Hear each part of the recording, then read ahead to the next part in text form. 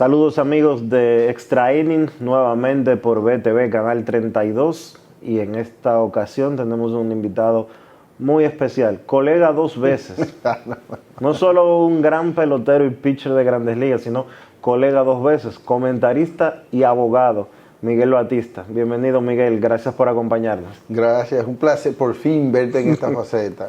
Algo que yo pensé que hacía falta, parece mucho que tú estuvieras acá, porque tienes la calidad para llevar el contenido fresco, diferente. La televisión dominicana está evolucionando y creo que ya era hora de ver a Soldeville en otro plano. Gracias, Miguel. Miguel, tú tuviste una carrera muy prolongada en Grandes Ligas. Empezaste al principio de la década de los 90 y estuviste hasta segunda parte de la década del 2000. ¿Cómo fue tu carrera de Grandes Ligas? ¿Cómo tú la resumirías? Siéndote honesto, creo que viví una de las transiciones del béisbol más interesantes. Vimos pasar el béisbol romántico al béisbol comercial. Vi muchas de las tradiciones del béisbol que todavía sobrevivían a los tiempos. Creo que soy uno de los jugadores que ha jugado con más salones de la fama como compañero, desde Andre Dawson, Curt Schilling, Randy Johnson, y muchos que debían estar ahí como Gary Sheffield. Y tener la oportunidad de haber compartido el terreno de juego con ese tipo de jugadores, jugar en contra de fenómenos como Barry Bonds, Albert Pujol, Sammy Sosa, ver cómo el béisbol latino pasó que fue algo que me sorprendió. Yo fui el jugador 155 de los dominicanos que llegan a Grandes Ligas. Y ya vamos por 900. Y ya vamos por 900. Ver esa camada de jugadores dominicanos que ha venido a producir la ingeniería de la medicina, más rápidos, más fuertes, a una edad que nadie nunca pensó que un talento se puede desarrollar así. Creo que ha sido una bendición en realidad. ¿Qué es lo más diferente que tú has visto en este tiempo del béisbol? Desde tu debut en el 91 y ya como te has mantenido cerca del juego a hoy en día, ¿cuál ha sido la diferencia más marcada? Bueno, hay que ser honesto, que quizás la tecnología ha llevado el béisbol a cada casa del mundo. Ya tú puedes ver los juegos por tu teléfono. Acuérdate que aquí la Liga Dominicana no empezó a pasar los 3 juegos de Liga de Invierno hasta el 2020. Creo que fue, sí, hasta el 2000, perdón. El 2000 fue la primera vez que pasaron los 3 juegos en una sola noche. O sea que tenemos 23 años que empezamos a ver béisbol de aquí por lo menos. Pero ya el béisbol de Grandes Ligas también era igual, ¿se acuerdan? Por eso no tenemos ningún tipo de data visual de los grandes juegos de Marichal, porque era Sunday Night Baseball, un juego en la noche. Y eso ha sido algo que ha llevado el béisbol a una expansión a cada casa, pero te diría... En materia del juego per se, no de la distribución del juego, en materia del béisbol, la forma de jugarlo. No tanto la forma, los jugadores. Antes tú conocías un Nolan Ryan, Dan Plesac, o conocías un Catfish Hunter. Ahora tú miras cualquier rotación y tienes 4 muchachos en la rotación con rectas a 100 millas por hora, tremendo staff. Quizás no la finura de esos lanzadores que ya nos la rayan en su edad avanzada, que era un poquito más perfecto con la zona, era más agresivo, no era tan descontrolado. Es lo sorprendente. Tú ves muchachos con talento, ves rotaciones increíbles, ves muchachos con poder. Antes, que era algo que comentaban algunos jugadores, antes tú mirabas la sospecha de algunos jugadores que estaban supuestamente en esteroides, que le pegaban la pelota a 500 y pico de pies. Ahora estos muchachos lo hacen a cada momento y de una forma supuestamente limpia. Creo que el talento ha sido lo más impresionante para mí, lo que se está produciendo. ¿Hay más talento hoy en día? Sí, hay mucho más talento. Si te das cuenta, hay jugadores que tienen, por lo menos en el picheo, ahora tirar 100 millas por hora, eso lo hace cualquiera. ¿Cómo ha cambiado eso? Tú como pitcher, explícame, en la época que yo comencé a ver béisbol, los pitchers súper rápidos tiraban entre 95 y 98. Ahora tú tienes pitcher tirando 105. ¿Qué es lo que están haciendo diferente? Es la ingeniería de la medicina. Ahora se ha estudiado y los niños lo agarran más jóvenes. Nosotros antes firmamos alrededor de los 17, 18, 19, 20 años. Era la edad del jugador dominicano. Ahora los niños lo agarran a los 12. Y empiezan entonces a darle una proyección con visión a profesionalismo. Se le invierte dinero, que era algo que me acuerdo de los tiempos cuando empezamos nosotros a jugar béisbol en los 80 en San Pedro. Para tú ver un guante, tú tenías que esperar que vinieran los muchachos de Liga Menor a ver quién quería vender uno. O venías viajar desde el interior al Molino Deportivo, que era la única tienda que vendía cosas aquí. Pero ya no, ya eso no pasa. O sea, ya los jugadores tienen un acceso a materiales, a conocimiento. Tú como periodista lo sabes y como abogado también lo sabes. Que cuando tú tienes la oportunidad de tener un mentor que te enseñe de antemano la experiencia de una carrera vivida, del fuego que es el combate, y tú lo puedes aprender a una temprana edad, vas a salir un mejor profesional, porque él te está dando la experiencia y las lágrimas de 20 años, te lo está dando a una temprana edad. Y eso quizá pasa en el béisbol también. Tú fuiste un pelotero de los Expos de Montreal temprano en tu carrera. Estuviste ahí con Felipe Alou como dirigente. ¿Cómo fue trabajar con Felipe Alou? Mira, mucha gente no le gustaban muchas cosas de Felipe, porque Felipe era una persona muy recta. Él siempre decía que él era más recto con su propia raza que con otras, porque él quería que nosotros le hiciéramos las cosas bien. Y es lamentable que alguien pudiera jugar para Felipe Rojas Alou y no aprovechar esa experiencia. Felipe quizás es uno de los jugadores más interesantes de la Liga Dominicana y uno de los mejores profesores del sistema de juego mental que yo he tenido, junto con Tony La Russa. Felipe era el tipo de persona que si tú te sentabas al lado de él a analizar el juego, desde el punto de vista ofensivo y desde el punto de vista defensivo, tenía un mundo de información. Quizás cosas que eran muy avanzadas para nosotros en el momento. Pero recuerda, Felipe viene de la era de los 60, cuando el béisbol estaba en su apogeo de grandes estrellas, jugando bajo la sombra de Willie Mays. Y te decía algunas cosas que te hacían pensar. Consejos que con el tiempo iban tomando más valor. Y yo creo que los testimonios que han dado jugadores como Pedro Martínez, Vladimir Guerrero, del profesor que ha sido Felipe Rojas Alou, que ha tenido 2 de nuestros salones de la fama bajo su sombra. Y los que no llegamos al Salón de la Fama, jugamos 20 años en Grandes Ligas. Yo creo que eso dice mucho del profesor que era Felipe Alou. ¿Qué tú aprendiste de él? Lo primero que aprendí fue el respeto al fanático. Siempre nos lo recalcó. Y me acuerdo muy bien sus palabras cuando dijo, mire, esas personas sacan del sustento de su familia para venirlo a ver a usted aquí. Eso es lo primero que usted tiene que tener en cuenta. Aprendí a ser el swingman que soy, o que fui en el béisbol. Quizás para mí, como le decía los otros días a un periodista amigo mío, el mejor swingman que yo haya visto. Pues nosotros tenemos a Ramiro Mendoza, el panameño, y él jugó para los Yankees, y aún así yo le llevo 800 innings lanzados por encima de lo que él lanzó. Pero Felipe me enseñó a cómo desarrollarme en este rol que era tan difícil, de poder lanzar con o sin descanso. Largo, corto, intermedio, saber cuándo podía cerrar, saber cuándo tenía que hacer una apertura. Y aprender a tener ese cambio de mentalidad, que muchos jugadores no pueden hacerlo, que era el caso de John Wetland, que no podía ser abridor porque era muy eléctrico. Entonces había casos de personas que eran muy pausadas, entonces no podían ser relevistas, pues tú necesitas una persona eléctrica. Todo, o sea, aprender a hacer ese cambio de mente, a poder entender los resultados del juego, que eso es una de las cosas que Felipe enseña como nadie. ¿Qué te gustaba a ti más, ser abridor o ser relevista? Fuiste bueno en ambas facetas.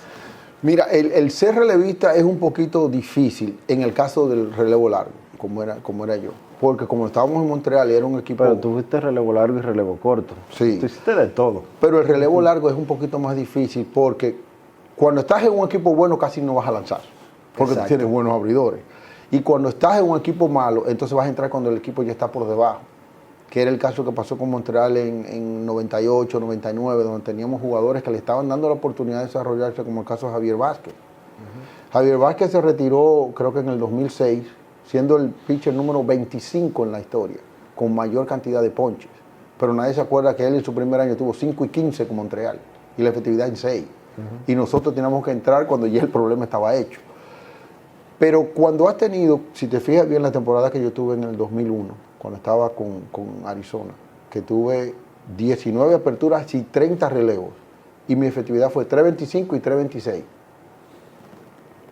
La gente dijo, pero ¿cómo tú puedes pichar así? Pero la gente no sabía que yo venía de una universidad que aprendí con Felipe Rojas Salón. Claro. Pero, ¿qué me gustaba más?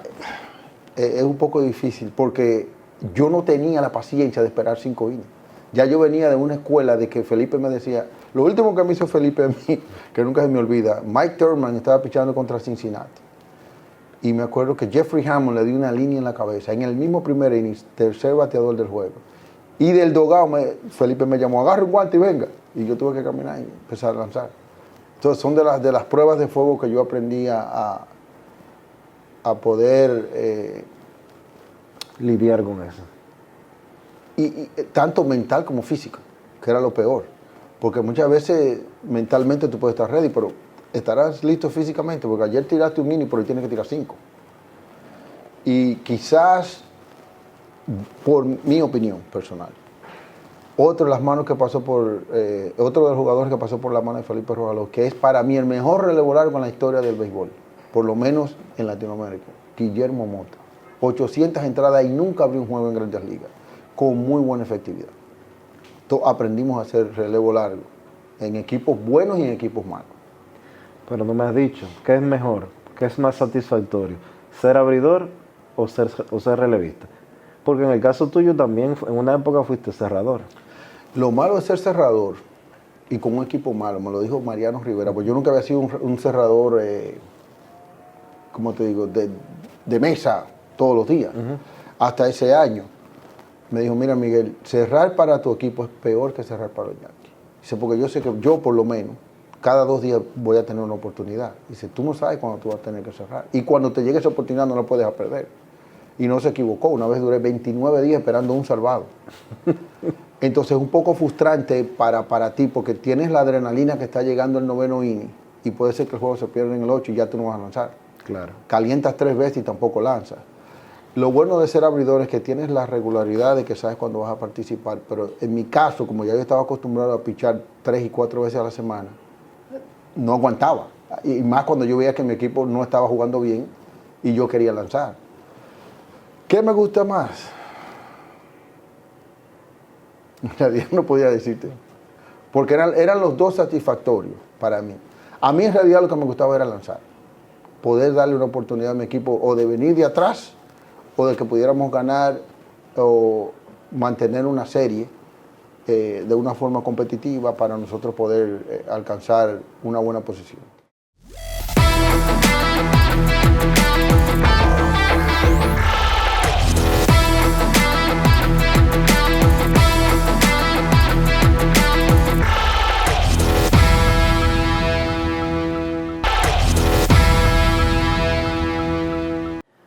Fuiste compañero de 2 grandes del picheo. Uno que es inmortal y otro que por su comportamiento fuera del terreno sí. Se ha quedado fuera, definitivamente. ¿Cómo es pichar o ver pichar ahí de cerca a Randy Johnson? Mira, Randy es lo que nosotros llamamos un aborto a la naturaleza. Me acuerdo que una vez en un meeting de avanzada de lo que hacemos nosotros para descifrar cómo le vamos a lanzar a los bateadores contrarios. Estaban dando un reporte y Chilin le preguntó a quien hace el reporte de avanzada, explícame ese reporte, ¿de dónde tú lo sacaste? Dice, no, de que Randy que pichó anoche. Dice, ¿cuántos zurdos de casi 7 pies con una recta 100 tú conoces? Dice, yo no puedo pichar así, yo no tengo eso. ¿Me entiendes? Tú no puedes hacer un reporte con algo que tú no vas a ver todos los días. Randy es un fenómeno, en muchos sentidos de la palabra, no tan solo físico, sino su forma de lanzar. Es el único lanzador en la historia, que nadie nunca le ha dado ese crédito, que lanza el primer no-hitter de 2 equipos diferentes. Lo hizo con Seattle y lo hizo con los Diamondbacks. El único que lo ha hecho. Ni Nolan Ryan hizo eso. Y verlo lanzar, ser parte de él, era interesante. Era una persona que hablaba muy poco. daba consejos de vez en cuando, pero era más convertirte en un fanático, tener la bendición de poder compartir el uniforme y ver a alguien lanzar que todo el mundo lo va a recordar de por vida. ¿Y Chilling? Chilling era un excelente mentor, un excelente profesor del juego y una persona apasionada con los jugadores latinos, aunque la gente no lo crea. Lo primero que me preguntó, me dijo, ¿tú conoces a Bienvenido Rivera? Digo, claro, de San Pedro de Macorís. Dice, tremendo. Y empezó a hablarme de él cuando llegó a Filadelfia. Y cómo él hablaba con Bienvenido, y hablaban de picheo, hablaba de data. Me enseñó muchísimas cosas de cómo lanzar como abridor. Cosas que luego me tocó pasarlas adelante a jugadores como Feli Hernández en Seattle. Que yo le dije, mira, yo nunca he sido un abridor constante. Lo fui el año pasado cuando estuve aquí contigo y tuve una excelente temporada. Pero te voy a decir lo mismo que Chilling me dijo a mí hace 3 años atrás. Tú quieres llegar a ganar 15, 20 millones como gana fulano, tienes que hacer esto, tienes que hacer esto, tienes que hacer lo otro. Él se quedó con los ojos abiertos y dijo, oye, es la única forma. Y el segundo año que lo hizo, ya estaba peleando por el Cy Young. El tercero lo ganó. Entonces te das cuenta que son datas que no solamente son informaciones de papel. Como él decía, lo que yo te estoy diciendo, mírame que yo lo hago. Y cuando me sentaba a verlo con él, a veces nos poníamos a ver lanzadores contrarios. Y él me decía, mira lo que estamos hablando, mira esto, ahora va a pasar esto. Y era impresionante. Estoy hablando de un tipo que tenía, desde el 1994 hasta el último día de su carrera, cada lanzamiento que le había hecho a todos los jugadores grabado en DVD. Él pichaba y a los 3 días le llegaba un Federal Express a su locker con el DVD. Picheo por picheo, conteo por conteo, bateador por bateador. Y si Chilling era así, que tú me dices que era tremendo compañero, ¿cómo es que ahora de repente es un racista? No, él no. Bueno, a lo que yo sé, Los comentarios de él lo sacaron de ESPN por comentarios racistas. Se pasa todo el tiempo en redes sociales, ya no tanto, pero durante una época prolongada se la pasaba despotricando contra los negros, contra los judíos. Como que, ¿tú viste eso? No lo vi. Es difícil porque te voy a decir, por ejemplo, ahí habíamos 2 dominicanos, Dani Batista y yo, con él. Y te puedo decir la verdad, y lo vi hace como un mes, en una de las celebraciones del 25 aniversario de la organización. Y todo el mundo se quedó sorprendido, pero lo primero que hizo, me abrazó, me dio un beso en la cabeza, empezamos a hablar. Y él sí tenía el aspecto de que a él no le gustaba la gente negligente. Negligente. No, él no tiene paciencia. Y para quien no quiere ganar. Porque exigente. Mira, la amistad de él y mía comenzó un día que a la 1 de la tarde yo estaba en el estadio, sentado en la grada, mirándolo a él tirar bullpen. Y él me dijo, ¿qué haces tú aquí? Y yo, vine a aprender. Santo remedio. Ese día yo, todos los días que le iba a tirar bullpen, yo iba a ver. Y era mi profesor. Y yo te puedo decir que me dio los consejos que me llevaron a mí ya a pulir las últimas herramientas que me quedaban en la pelota. Y ha sido para mí el mejor mentor que pude tener en picheo. ¿Cuál fue el momento más difícil de tu carrera? Mira, bueno, yo una vez me lesioné, me operaron del brazo, la única lesión que tuve que me sacó del juego, pero quizás el momento más difícil fue el idealismo. Del béisbol que llegó al final, donde ya yo tenía 20 años en Grandes Ligas y te dejan libre, te dicen 20, vamos a probar, tú vas a un equipo, vas a ligas menores, te dicen te van a poner a abrir, tú tiras 7 innings sin hit, te dicen que no tienen cupo para ti en Grandes Ligas, un equipo que está en último. Y ahí fue yo dije, no, yo voy a dejar esto porque lamentablemente ya yo no tengo, no paciencia, sino no tenía ya la fuerza espiritual para aguantar ese tipo de cosas más. La pelota ahora, los jugadores, si te fijas bien, está en su contrato que tienen que estar en Grandes Ligas, no importa cómo le vaya. Y ya yo no estaba en ese tipo de condiciones. ¿Te humilla el béisbol? No, yo entiendo que son cosas del oficio. Mucha gente trata de justificar sus decisiones. Por ejemplo, yo tuve, que me lo vi el otro día en una de las transmisiones de los Mets, que la gente no lo sabe, yo soy el pelotero más viejo en la historia de los Mets que lanza una blanqueada. Pero yo tenía 22 días sin abrir un juego, yo estaba en el bullpen.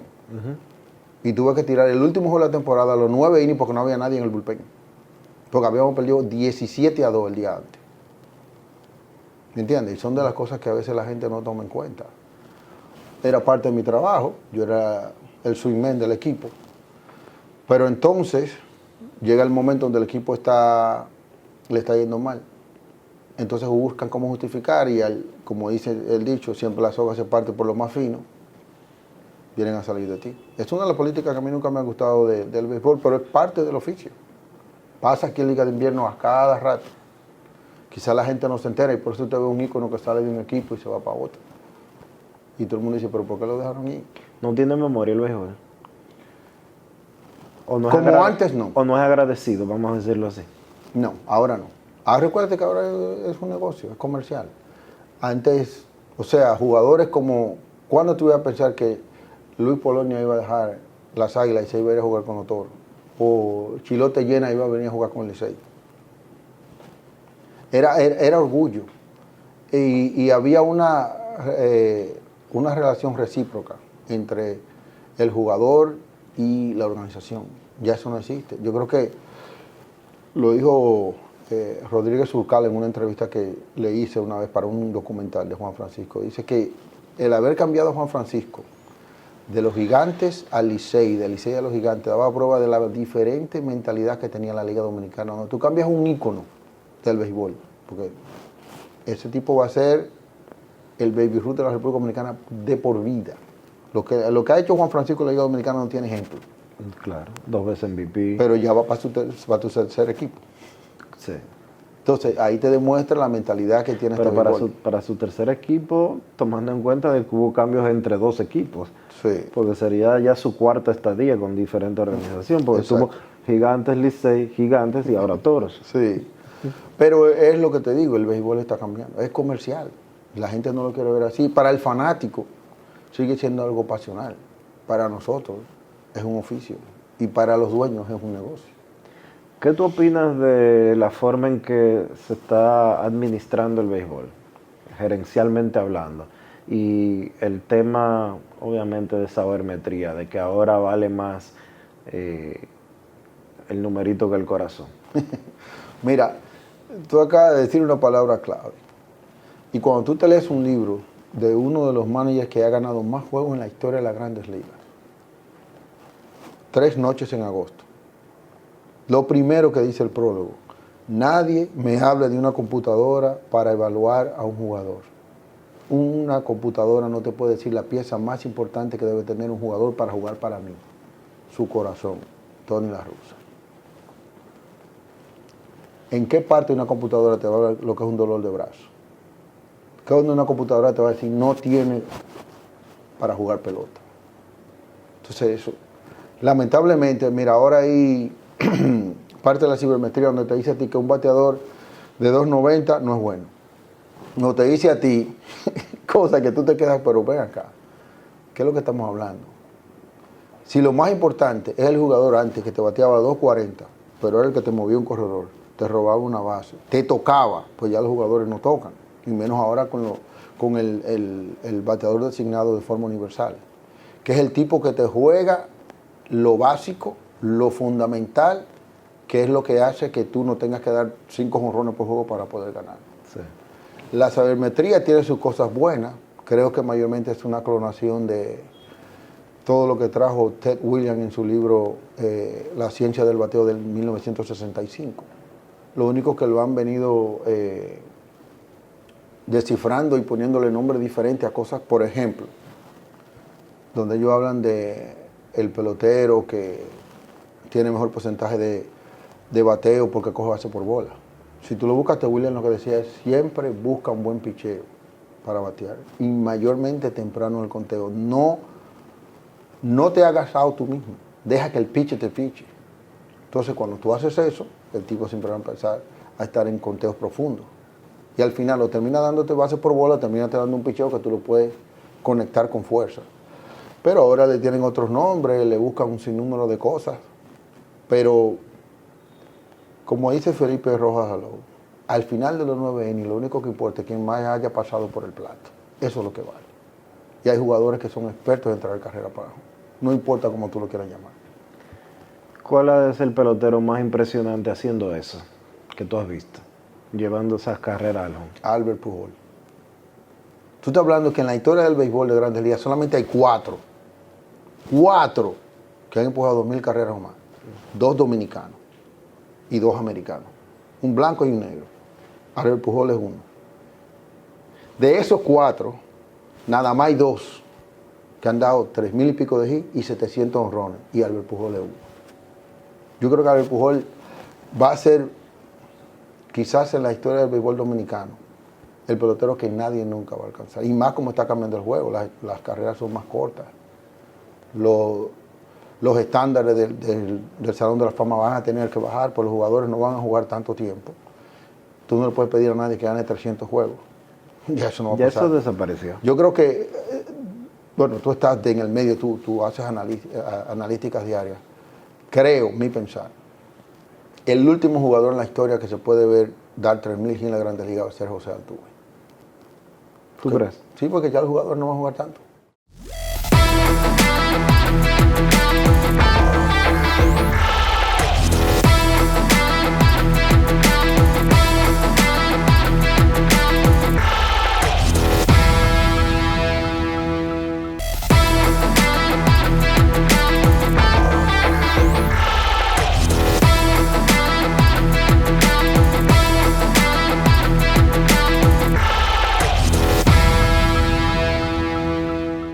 Y esos contratos de 15 años que se están dando ahora.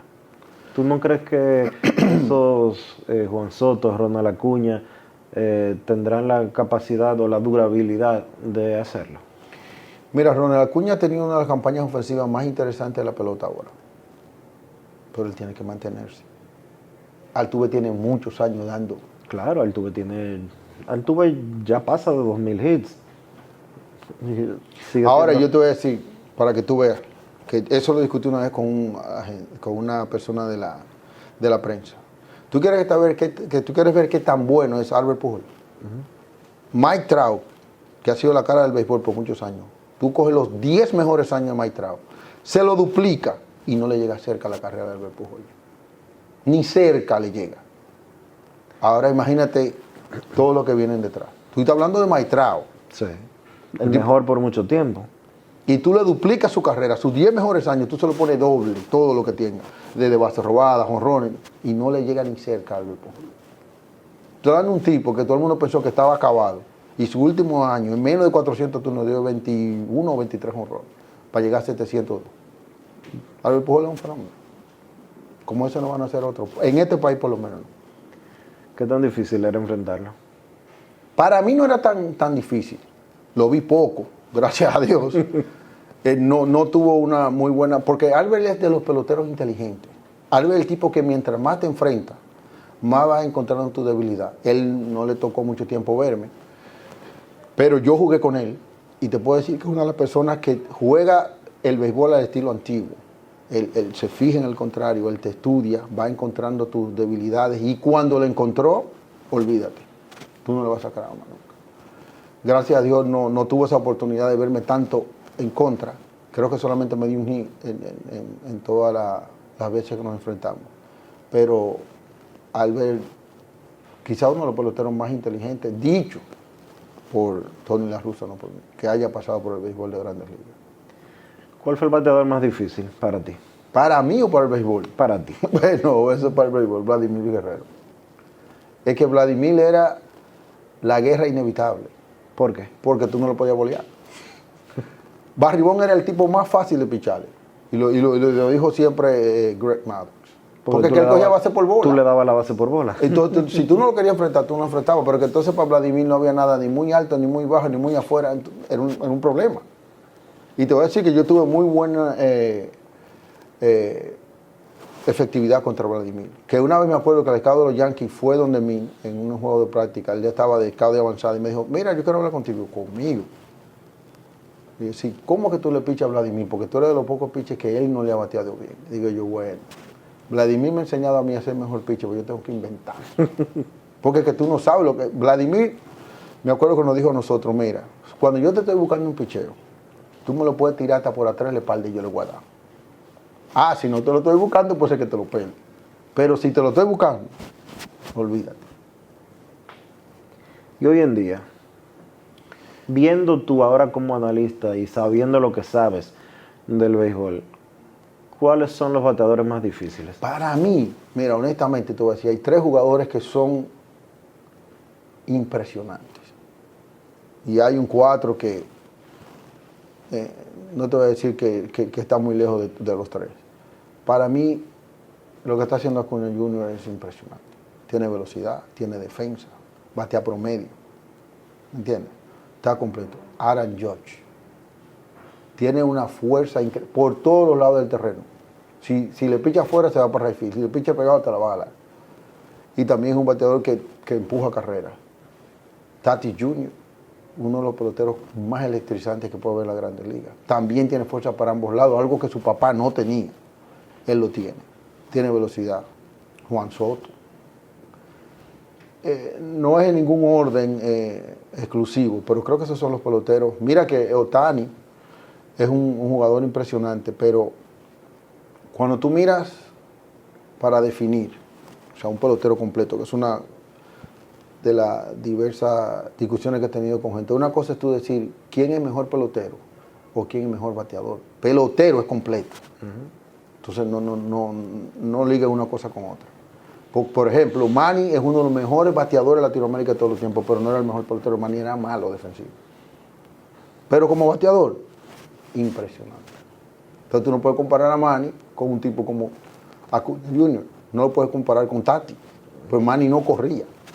Ni siquiera en los jonrones corría. Entonces, ¿me entiendes? Es diferente cuando tú dices quién es mejor pelotero o quién es mejor bateador. Me mencionaste a Ohtani. Como bateador, impresionante. Como bateador, hoy en día se compara con Aaron Judge. Y fue uno de los que tú mencionaste como una sensación en el plato. Pero entonces tú le tienes que agregar que ese tipo te picha cada 5 días. Y esa ha sido quizás su maldición. Porque la demanda física de esos dos empleos, al nivel que él lo hace, es demasiado fuerte. Y más por su mecánica. Yo siempre dije que él tenía un problema en la mecánica que si no lo arreglaba le iba a traer problemas. Y le ha traído problemas 2 veces, ya a su segunda Tommy John. Quizás sería más fácil si él tuviera una mecánica más simple. Pero ¿qué tiene la mecánica de él? Él está un poco tarde con su brazo. Y es increíble. Explícale a la gente lo que significa eso. Yo te puedo entender, pero el común y corriente no. No tiene la consistencia de repetir el ángulo del brazo, que viene aquí. Porque los japoneses tienen, o los orientales, entonces te fijas, tienen casi toda la misma mecánica. Todos bajan el brazo. Entonces es muy largo el arco. Y es increíble porque él tiene un staff, él tiene tremendo staff. Pero a veces ve que tira la recta y la recta le corta porque el brazo está tarde. Sería impresionante verlo, pero el problema es que para eso la gente no entiende. Yo siempre he creído que es cierto lo que dice Ted Williams, que batear es una ciencia, pero pichar es un arte. Y para tú ser un gran artista son muchos los años. O sea, mira, me acuerdo de una conversación que tuve una vez con Sandy Koufax en 1999. En West Palm Beach, Florida. Él me dijo, Miguel, nadie en la vida tiene un excelente control. Usted tira bola a veces aunque usted no quiera. Practica eso, que esa es la pieza más importante de un lanzador. Porque Greg Maddux fue la prueba de que es más difícil batearle a un tipo que pone la bola donde quiere a uno que te va a pasar con ella. Estoy hablando de un tipo que tiraba 12 y a veces 15 millas menos que Pedro. Ponchó más gente que Pedro y ganó casi el doble de los juegos que Pedro. A Pedro Martínez era un fenómeno, una atracción. Pedro Martínez era una gente que iba a humillar a los demás. Y el hermano era una gente que iba con su cerebro, con su disponibilidad, a sacarte números impresionantes. Tú pichaste en una era, ahora que me viene de repente esa pregunta a la cabeza, tú pichaste en una era donde yo me atrevería a decir que a más inmortales de Cooperstown ha arrojado. Mira, Porque tú pichaste en una época, fuiste compañero de Randy Johnson y de Curt Schilling en Arizona. Pero pichaste en una época, tú fuiste compañero de Pedro en Montreal. ¿O no? no, en Montreal no. Cuando yo llegué ya él no estaba. Okay. Pero fui compañero de Roy Holiday. Lanzamos juntos en Toronto. Pero también fuiste, viste a Pedro. Ah, no, Pedro. Pichabas en una época en la que estaba Greg Maddux, John Smoltz, Tom Glavine. Y si seguimos no vamos a terminar de mencionar lanzadores de súper alto nivel. De ese grupo, ¿cuál tú dirías que era el más impresionante? Maddux. ¿Por qué? No era el más poderoso, pero No. me acabas de decir que es el más impresionante. ¿Por qué? Porque que te hacía out con cosas que tú decías que no era posible. Yo piché contra Roger Clemens. Me enfrenté a él varias veces. Me enfrenté a Maddux, me enfrenté a Glavine. Nunca tuve la oportunidad de enfrentarme ni a Pedro, ni a Smoltz, que siempre quise, porque Galarraga nos decía a nosotros, y a mí me dijo un día, a mí me gustaría que tú te pararas ahí a ver. Que eso me ayudó mucho en mi carrera, dice, a batearle a esos tipos. Digo, tú eres loco, ¿para qué? Me senté a Kevin Brown. Me dijo, para que tú veas lo difícil que es batear, y tú tires igual que esos tipos. Lo único que yo te llevo es experiencia, porque tú tienes esa misma velocidad y ese mismo movimiento en la bola. Y cuando tú empiezas a pichar pegado, a ti no te van a batear porque todo el mundo tiene miedo de eso para arriba de él. Y eso cambió mi carrera. Fue un consejo de un bateador. Maddux era impresionante. Tú estás hablando de un tipo que tiene el récord en Grandes Ligas de 80 innings sin dar una base por bola. Eso es increíble. Eso tú das una temporada completa de un pinche de bullpen. Sí. Un tipo que se enfrentó a casi 9,000 y pico de bateadores y solo 324 le llegaron a un conteo de 3 bolas. Y de esos 324, creo que hubo alrededor de 50 o 60 que fueron por base por bola intencional. O sea, que era un tipo que tú tenías que hacerle swing. El movimiento de la pelota.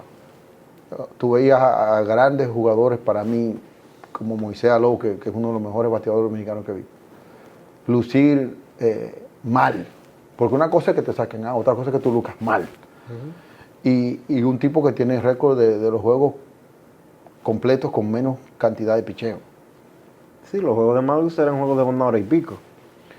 Pero, como tú dices, tuve la oportunidad de ver grandes lanzadores en su tiempo. Yo jugué con Félix Hernández, que tiene unos números impresionantes. Impresionantes. Ese muchachito tenía un staff cuando yo fui a Seattle que era admirable. Vi a Johan Santana lanzar el único no-hitter que tienen los Mets. Yo estaba en el bullpen esa noche. Lo vi lanzar contra nosotros en Toronto y en Minnesota cuando yo estaba en la Liga Americana. Y como te digo, ver ese grupo de jugadores, yo vi lanzar a personas como Rob Nen, los mejores años de Iván Hernández, ¿no? Un tipo que tiene récord de serie mundial como lanzador, y ver esa diferencia de picheo. Tú veías tipos que tenían un excelente staff, entonces veías tipos como Maddux y Glavine, que yo me paré a batearle a Glavine, y yo, pero ¿cómo es posible que este tipo te saque out si yo le veo la bola clara? Y decía Vladimir, ahí es que está el secreto, que tú me estás poniendo, pero ¿cómo es que me saca de out? Entonces son tipos que tienen que lanzar con el cerebro y no solamente con el brazo. Tú lanzaste en una época que se conoce como la era de los esteroides. ¿Qué tú opinas de eso? ¿Qué tú opinas del uso de esteroides Bueno, mira, en el béisbol? aunque para ese tiempo no era ilegal, o sea, ellos no cometieron ningún error dentro del béisbol, después sí, era trampa. Pero tú lanzaste... Era trampa en un después de que se sentido. establecieron los parámetros. Mira, lanzarle al equipo de San Francisco a principios de los 2000 era el mejor desafío. Tú tenías a Barry Bonds, tenías a Rich Aurelia, Edgar Alfonso, Jeff Kent, JT Snow, sea, tú tenías cinco tipos en el line que pasaban de 30 honrones y Barribón con 70. Rich Aurel le dio 36. Entonces, enfrentarte a ese grupo de jugadores no era fácil. Y ibas a otros line como Colorado, Larry Walker, Andrés Galarraga, Todd Helton, Ellis Burke, Benny Castilla. O sea, tú tenías line que para tú sobrevivir le tenías que, además de pichar bien, rezar. Fue un gran desafío, pero hay una gran desventaja en el nivel de competitividad en el terreno, porque lo que estábamos jugando limpio no era justo. Hubo muchas carreras que se retrocharon. ¿Tú me quieres decir algo con esos dos lineups? No, te decía porque eran de los lineups más impresionantes que se veían. Okay. Pero habían otros tipos de jugadores. Tú mirabas a los Mets y había... Edgar Alfonso estaba allá también. Estaba Moban. Eso era increíble. John Otherwood.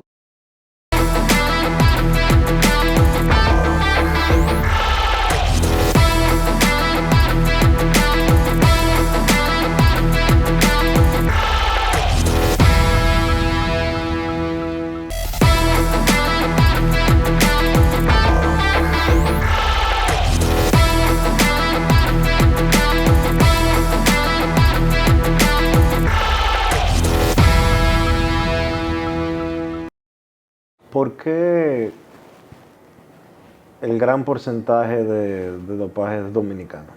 Más que latino, más que americano. Los dominicanos no hemos tenido un año desde que se estableció la política antidopaje con sanciones. No ha pasado un año de que un pelotero en Grandes Ligas dominicano no ha arrojado positivo. Y de hecho, me voy más lejos. La República Dominicana tiene alrededor del 17% de los peloteros de Grandes Ligas, en sentido general, y alrededor de un 48% entre los latinos, entre los extranjeros, no los latinos. No obstante, tiene alrededor del 90% de los dopajes entre los extranjeros y supera a los de Estados Unidos. En Estados Unidos los americanos dan mucho positivo a dopaje, pero ellos representan alrededor de un 70%, un 60%, 65% de los peloteros en sentido general. ¿Por qué los dominicanos dan tanto positivo? No, y de paso tenemos el único que ha sido suspendido 3 veces. Sí, de esteroides. Y recientemente tuvimos a Giancarlo Mejía, que es suspendido por segunda vez. Tenemos la suspensión más larga de la historia, que es la de Alex Rodríguez, con 162 juegos por dopaje, porque la más larga de la historia obviamente es la de Trevor Bauer, por el tema de violencia doméstica. Pero tenemos también de que de los 13 suspendidos por biogénesis, 9 eran dominicanos. ¿Qué pasa? ¿Qué pasa entre los peloteros dominicanos? Que el dopaje, a pesar de todas las sanciones, a pesar de todo lo que se ha hablado al respecto, parece que no hay disuasión. Mira, tú has sido uno de los periodistas dominicanos que más ha sacado a la luz el problema del esteroide en este país. O sea, para ti no es noticia nueva que hay un problema social en este país que debería atacarlo el Estado, porque no es responsabilidad de la MLB, es un problema de Estado. ¿Qué pasa con el jugador dominicano? El jugador dominicano se vive llevando de gente que no sabe de pelota. Gente que a veces están buscando sus propios intereses y no los del jugador. Yo tengo un caso específico donde un jugador de Grandes Ligas y el entrenador estaba aconsejando a otro muchacho. Decía, mira, tú tienes que ponerte esto, que fulano se lo pone, que qué sé yo qué. Yo le dije, oye, eso te va a hacer daño. Y él, ¿sabe lo que le dijo el muchacho? Miguel Batista no sabe nada de pelota. Cuando él jugaba, la pelota no era así. Al otro año, su estelar jugador de Grandes Ligas dio positivo y suspendieron por 80 juegos. Y ahora es banco. Diga, yo no sabía nada de pelota. Porque aquí se vienen llevando un reguero de gente que prefiere tomar el camino corto en vez de enseñarle a jugar béisbol al jugador. Yo creo que, por eso dije que Albert Pujol es uno de los peloteros más influyentes, porque Albert Pujol jugaba, o todavía juega, softball con sus amigos de ahí de los Trinitarios. donde él aprendió a jugar béisbol, como yo te dije, de la forma antigua. Aprendió a aprovecharse y a reconocer los errores del contrario. Y aprendió a cómo desarrollarse como bateador. Y la disciplina que tiene Albert Pujol, o que tenía cuando yo jugué con él, como atleta, tú no la ves en todo el mundo. Fue un tipo que era igualito que Sammy. Él no tenía día libre. El día libre ellos iban al estadio, bateaban, se bañaban, ponían su saco y corbata y se montaban en el avión. El 99.9 del equipo no trabajaba ese día, pero ellos sí. Por eso son quienes son. Nos gusta hacer trampa. Eso es lo que tiene que ver con el dopaje. No sé decirte, esto es otra era. Yo salí del béisbol de Grandes Ligas en el 2012. Los jugadores que yo conocía, que eran jugadores que eran la sombrilla de nosotros los novatos, que yo llegué aquí a la Liga Dominicana, donde tú tenías leyendas del béisbol como José Núñez, Melquiades Rojas, tenías del otro a Silvestre Campuzano. Eran los tipos que te aconsejaban, que habían ido y venido de Grandes Ligas y te decían, mira, no hagas esto. Luego llegué a las Águilas, tenía jugadores como Luis Polonia, compartí uniforme con uno de los jugadores quizás más respetados de la Liga Dominicana, Miguel Tejada. Y eran la gente que tú te sentabas y hablabas con ellos. Miguel Diloné, Stanley Javier, que te enseñaban cómo era la pelota y lo que tú tenías que hacer para poder mantenerte, porque toditos ya estábamos tocando la puerta en Grandes Ligas. Jugadores que nos firmaban a los 17, 18, 19 o 20, y en 3 años ya estábamos en AAA. Ahora lo firman a los 16, duran 2 ligas de verano, y a los 21, 22 todavía vamos en clase A si no lo han votado.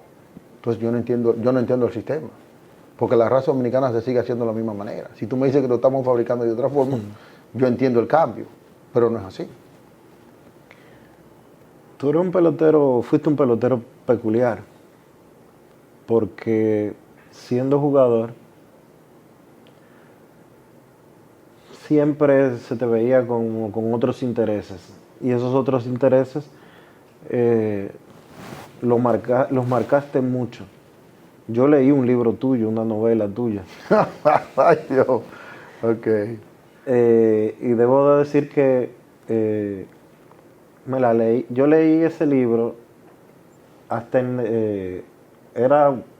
fue un tan,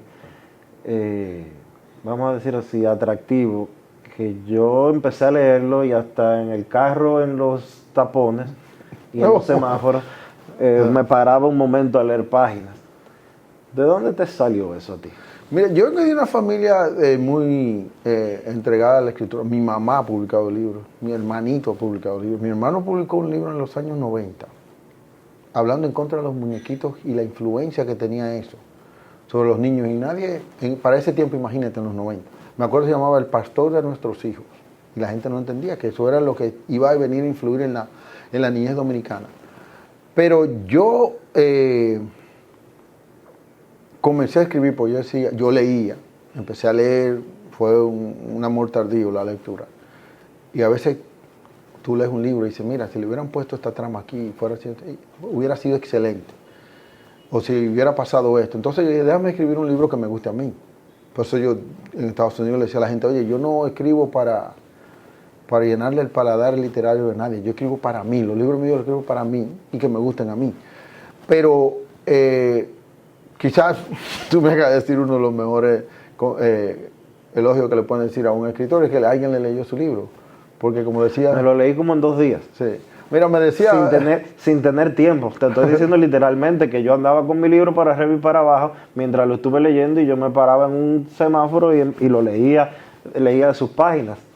Mira, es algo interesante. En el caso tuyo como periodista, mucha gente no sabe. En mi tesis de grado, uno de los periodistas que yo quizás más menciono junto a Nestalí Nerón, eres Natanael, sí.